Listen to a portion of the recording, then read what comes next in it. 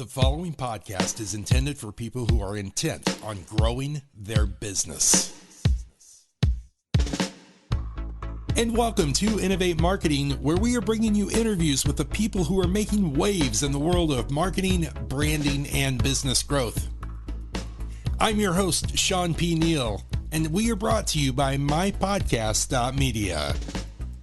If you're a brand and you're considering podcasting for your marketing and communications efforts, make sure you visit mypodcast.media. Now, we've got a great interview for you today, so without further ado, let's get into it. And thanks so much for joining me today. I'm really excited about this interview. We're going to be talking to Paul O'Malley, and Paul is recently been hired by foxagency to fully bring foxagency into the US, because foxagency is well established over in the UK, but now he is going to be the guy who really establishes this US market.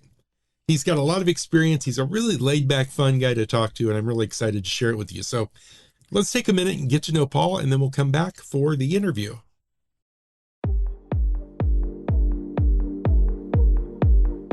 Paul O'Malley is a global business leader who is motivated by opportunities where he can drive profitable growth and make a meaningful impact on an organization. He leverages integrated marketing and communications campaigns to increase awareness, advocacy, and demand generation. He recently joined foxagency as its new Chief Operating Officer North America, and Paul brings over 15 years of B2B experience to his role. Prior to joining foxagency, Paul was responsible for Kingpin Communication's expansion into the US, where, over a period of 5 years, he built the business from the ground up to over $50 million in revenue with a 90% employee retention rate. You've got a long history that comes with this industry. Can you tell us a little bit about just your past and what brings you to today where you are at foxagency? Yeah, for sure. It's been a while. Yeah, it feels like I wish I could say that it was only 5 years, because it feels like it should have only been that amount of time. But it's hard now when you look back and you think, wow, it's been 20 years now. I'm getting older. I from Ireland, as you can probably tell from the accent. I moved over to England when I was 21 years old, and I got a job at a theater. So I was, greeting the people as they were arriving at the theater, and I did that for 3 years, and it was a great way to build relationships and engage with the public. But it wasn't exactly a career move, so I moved into the marketing space in 2005, and I went to IDG, which is now Foundry. Banner was part of WPP, got taken over by Mediacom, and from Mediacom, then I went to an agency called Kingpin Communications. Sure. And Kingpin, very similar to Fox, UK-based headquartered agency in the B2B space with ambitions to grow. And they hired me on the premise of them almost turning 18 and saying, we're about to be an adult and we need an adult to help us grow up. So apparently I was the adult to help them grow up. And so I, joined that business, restructured. And then it was almost like a what next moment. And we'd been over to the States a couple of times for meetings. And what I found is that our American prospects were very friendly at accepting meetings, but it was actually difficult to take business over the line because we weren't on the ground here. So it was, thank you for coming 5,500 miles to visit us. But I don't think there's much of an opportunity for us to work together. Yes. Without really knowing what the reasons for that was, other than this kind of very top line, well, it's because we're not there. And so in 2016, I moved to San Francisco then and opened Kingpin's office. We had no clients, no prospects, no staff, no idea. No. No, our idea was growth. We knew that we wanted to grow as an agency, and it wasn't a eureka idea to say that the US was the place to grow, and San Francisco felt for a tech agency to be the place to grow.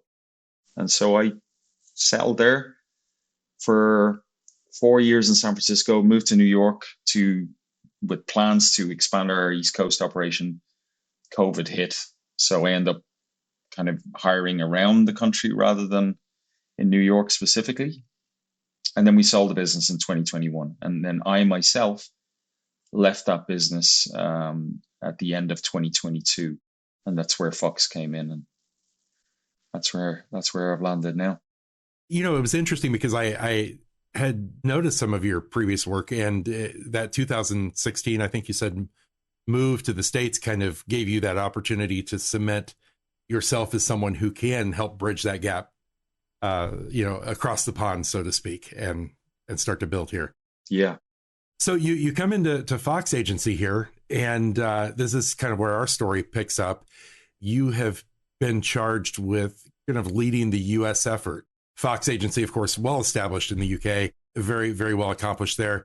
What did this feel like when you kind of first took this role on and I guess started the same process as you did back in 2016 with your previous agency? What did this feel like coming into this?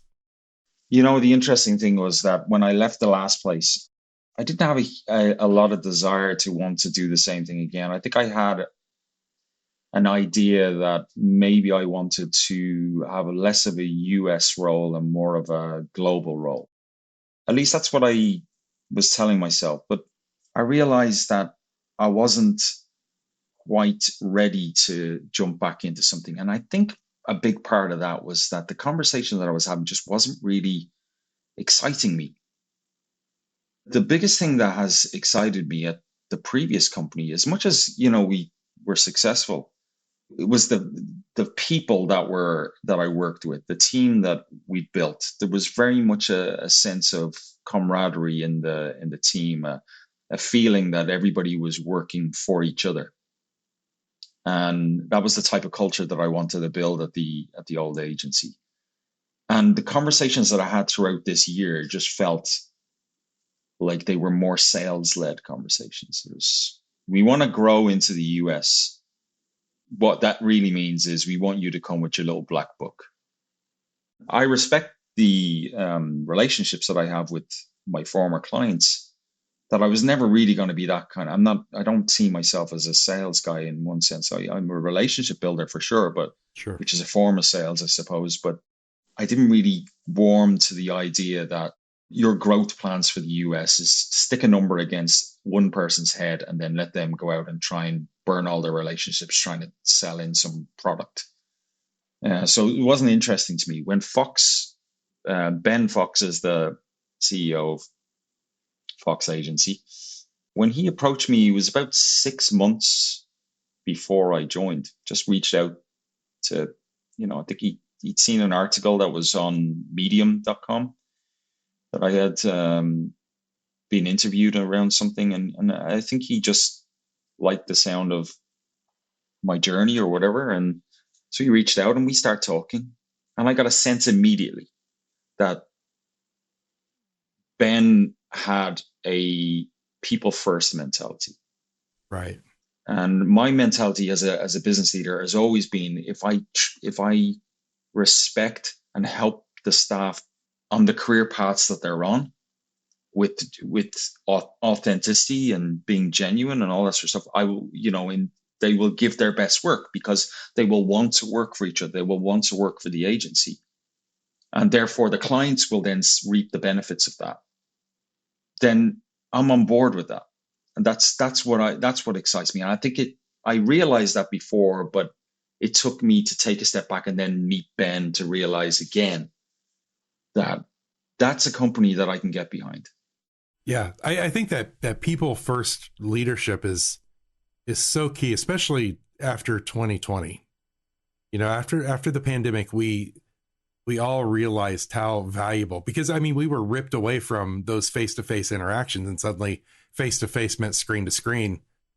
And so I think that it's incredibly important that we focus on that. Do you feel like as you come into this role that kind of interpersonal skill that you have to build relationships and to kind of lean on people first is going to be kind of the hinge pin on how you advance these accounts in the US? Yeah, 100%. I mean, when you're building a company, you're really building a culture. It has to focus on the desires and the wants and the needs of the people. The company has its plans and its targets and all that sort of stuff, but they're not going to mean anything to somebody who's coming in started their career. With the greatest respect to the company, for them it's a paycheck, and it's a step on the ladder. As a small business as well, that's the other thing, is when you're starting in a new continent and you're battling against established companies that maybe have offices in places where they're giving out free food, or they're doing all sorts of smoke and mirrors benefits in order to make you feel like you're important.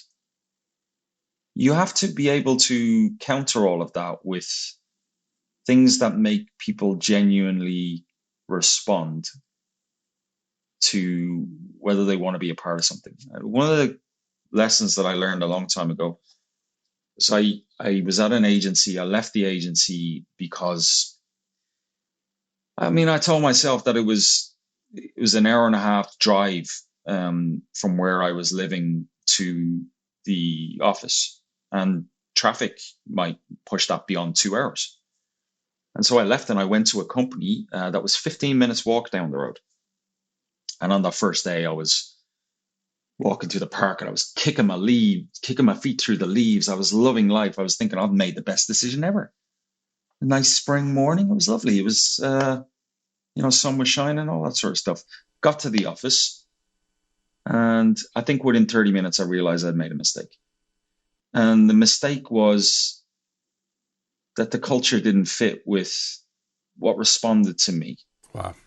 And so I ended up going back to the agency. I realized in that moment that you spend 8 hours of your day with people, and the job itself will have its up days and its down days, like any job. What gets you through those rough days are the people that you're happy to wake up every morning and say, I like working with shawnpneal. That's a guy that I can get behind, that sort of thing. And so that's what I'm trying to build here. That's what I will try to build here. And I firmly believe that in building that sort of process as a company, people will want to work for Fox, and they will want to do their best work for Fox. Yeah. It's what's interesting about this conversation. And I spent several years working in leadership development, leadership coaching. And a lot of the kind of self-care that you're talking about, that intentionality, the self-awareness of making sure that you're doing the things that align with you and your core beliefs, resonate in your voice. And I just want people to pay attention to that as we're talking. There is a calmness and kind of an assuredness in your voice that tells me that you are very focused on being in places that align well with you. That ultimately, I think, is the key to fulfillment when you're talking about the workplace and working in an environment, especially marketing. I mean, a conversation I recently had, I'd love your take on this, is that, marketing tends to be one of those kind of, it's that focal point where when everything's going good, all the high fives come to you. When things are going bad, everybody blames marketing. It's like, right. And I would love your take on that, because I think there's a clear maybe explanation or something that can be said for that from your perspective in the agency world, as to how marketing really drives behind the scenes bottom line. Yeah, it's again, I guess, going back to something I just said about the viewing a company's approach as just purely black and white and numbers. That creates a lot of tension when things are not going so well. Yeah. There's always this question about the marketing and sales relationships. And like marketing don't talk to sales and sales don't talk to marketing. And again, that's the key to anything, I think, in life in general, is that if you are not communicating and there isn't context behind what you're doing, then the easiest thing for you to do is point the finger at someone else. If sales get a lot of leads through from marketing, but they can't close the leads, then sales will be like, the leads weren't good enough. And marketing will be like, well, sales are not working hard enough. The common thing that you hear from marketing is that sales want sales ready. They don't want to do any of the legwork, you know? Right. We delivered X to sales, and then sales didn't do anything with it. Right. But I remember working with a company years ago, and one of the approaches for them I think was probably not the right approach, but there was an element of it that was right. And that was to bypass marketing and go and speak to sales. Now, the bypassing marketing was the mistake, because marketing still controls the budget. Right. And so, but their idea was bypass marketing, go to sales, so that sales understands the process to generate an engagement. And that then give sales more information to then be able to effectively follow up, because it's a more real, process. Then it's not just here's a bunch of data I'm going to follow up on. Sure. But again, the real answer is communication across channels, understanding from within. Marketing has to educate sales on what the process is, how hard it is for them to actually generate the kind of stuff that sales look for, and sales to also know what they're working with. And I think for that, then people are more inclined to celebrate the wins together and commiserate the losses maybe. But it seems like a basic thing, but it's actually one of the more difficult things. I'm nodding my head because these are conversations that I hear over and over again. So I appreciate your hitting some of these spots. I think we need to hear that. Now, let's kind of dive in a little bit to the nuts and bolts of what you see coming in 2024. I think it's very important to focus on what this looks like and what kind of things that foxagency and specifically your efforts here in the States will be focused on. So can you kind of give me an idea of maybe any market trends? And I'm going to use that term very loosely because I know we all kind of go, well, that's a great, one size fits all.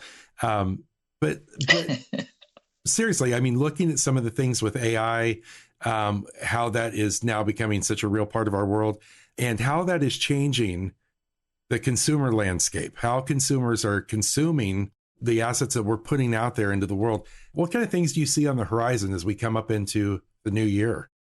This is probably one of the most difficult moments to predict, I would say, because of a variety of changes on the horizon. I mean, like the AI explosion that's happened in the last year has created an awful lot of confusion for people. I think there's elements of fear about we're moving too fast. What are the true benefits that we can get out of it? Like from a creative perspective, are we looking at a period where AI is going to start, replacing creative work? So many questions on the AI side. At the same time, you have on the other side of it, the third party cookie law change that comes in next year. Yes. And how that's going to influence, let's say, marketing strategy. I want to believe that actually there's positivity here. I think I think anywhere where privacy is taken as a consideration is a good thing. I don't care whether it's going to make our lives a little harder in terms of that. I'm all for it. I'm a consumer at the end of the day. I want my privacy protected. So I'm all for changes that will do that. I hope then from a marketing perspective that the shift will be towards more, okay, how can we be smarter about how we are engaging with our audience? Because we're still going to be able to, contextually target people. We're still going to be able to, we're still going to have a lot of data that we're going to be able to target, let's say, prospects and customers that are on our database already. If we can get more creative with that, then that's great. And that's great for Fox, because Fox is a creative led agency, so new ideas, big ideas, unique ways of engaging with customers. And actually that is something that I would be very keen on. I almost feel that we have become so exhausted with the idea that everything that we do needs to be data led in some way. How can we automate absolutely everything to the nth degree? And I think what we have tended to forget is that the buying process in anything at a certain point still involves human interaction. Right. Whether that's at the creative concepting end where you do research into an audience, the best type of research you can do is actually speaking to somebody. But then if you go back to the other end of the process, when all of the marketing is done and whatever amount of digital or offline marketing happens, at a certain point, sales are going to need to speak to prospects. My hope is that the removal of some of that insight from third-party cookie pools, or whatever you want to call it, that you are forcing a different thought process, because you realize that you can't just plow a load of money into digital activities and just, do a race to the bottom scenario, try and pay the lowest cost, and then, hopefully you get some conversions bubble up. So my hope is that we'll start to see a bit of a resurgence in some of those more traditional marketing methods. Maybe I'm old school like that, and I just want to see a return to the old days. Or my fear is that tactics like lead gen, which I remember years ago being saying, I think next year lead gen is going to go away.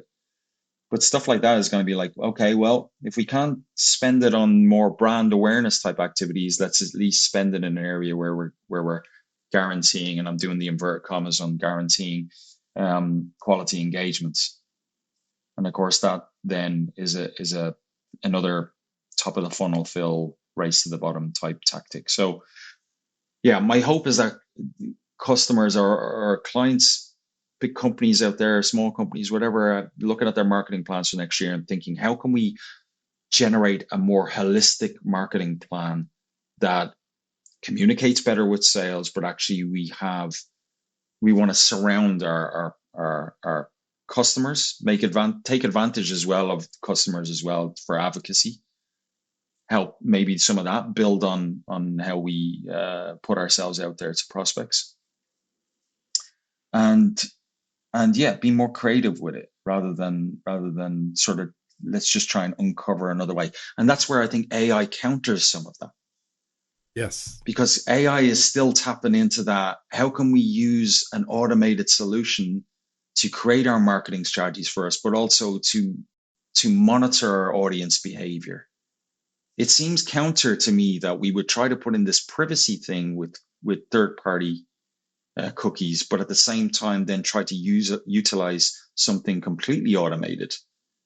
Interesting. Yeah. So to me, the two don't go hand in hand. However, it's not uncommon for us to close one door and open another window. As you look forward to some of the things that you're doing there with Fox, I want to acknowledge. So I saw here on the Fox Agency Facebook page. I see. I'll tell you where I get my research. It's Facebook. Yeah. Thank you, Mark Zuckerberg. So there was a recent post there about Sony, and this just kind of to bring this all into perspective.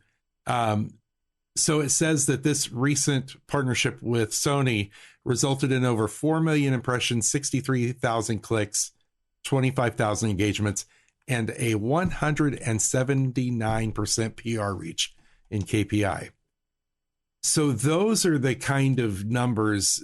Obviously, Sony, massive company, but those are the kind of numbers that when we look at it, we go, that's successful marketing. That is, a strategy that works. What kind of things, when it comes to Fox Agency and the things that you're looking to do with your clients here in the States, what kind of things can they look forward to expecting as far as strategies and tactics and things that you're doing to take full advantage of all of the technology and things that we have to our abilities today? Look, first and foremost, so 30% of Fox's revenue, let's say, comes from existing US business. So unlike when I started Kingpin, we had nothing. There's already a basis of relationship here. So my first goal here is to strengthen those relationships. They're already strong, but they're strong from a distance. Now, we want to honor the people who have got behind us, by showing them that we're here to help them grow their business, and in turn, obviously, they'll help us grow ours. So that's step number one. Relationship building is absolutely paramount, and any company that we work with, that will be our goal is to understand the KPIs and the go-to-market strategies of our clients, align with those, align with the people, align with how they need to. It's such a cliche, I suppose, in one sense, to say that we want to be, that extension of their team. But ultimately, to be the extension of the team, you have to show authenticity and consistency throughout everything that you do. So we will do that by being in front of them, by again being consistent with our ideas. For us, it can't just be about those numbers at the end. It's got to be about the ideas, the proactive communication, the proactive ideas that will help lead to those results, and the consistency with that. We are mindful about the clients that we're working for will align to the certain goals that we are able to help them achieve. And of course, in time, we would like to grow from there. But that means that, companies like BearingPoint, OneStream, PHINIA, these are companies that are already working with us. That's our bread and butter. That's where we're going to focus our efforts on really. We want them to look at us as like, these are the guys that we want fun, effective ideas. We recently did our drone show for PHINIA. I mean, that's pretty awesome in itself. Love it. Our main focus has got to be on delivering results, of course, but delivering results is something that is not guaranteed. But the relationship management is something that we can control. And the ideas is something that we can control, and all that sort of stuff. So that's where our focus will be. And I think by the end of next year, hopefully we'll see that Fox has been on a pretty good growth trajectory. Yeah. I'm reminded of Simon Sinek's talk. The Golden Circle. And the reason that that's coming to mind right now is because your response to my question couldn't have been any more on target. And I genuinely appreciate where you took that, because what you said is, my why is the relationship with the people that we're working with. That's it. I mean, what more can be said? I think that's an incredible place to land that. Yeah. I always used to think that if you had a strong relationship with somebody, then you would get through the bad days. Because not every day is going to be a great results day. You're going to have some bad results, but it's all learning. Yeah.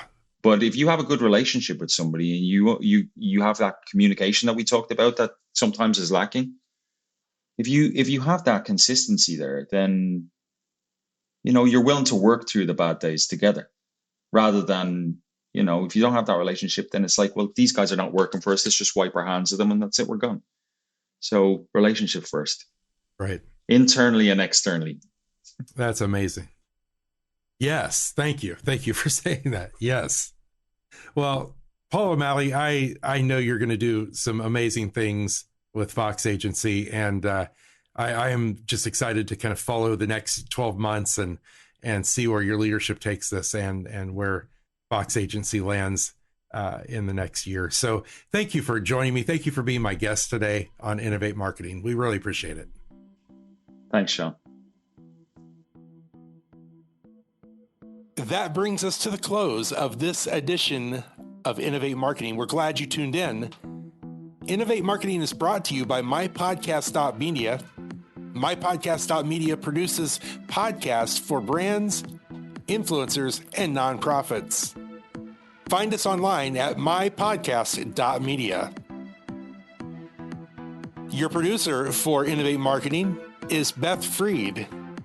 Executive producer, Shawnpneal. And your host is Sherry Peak. We'll see you next time. Be sure to tune in.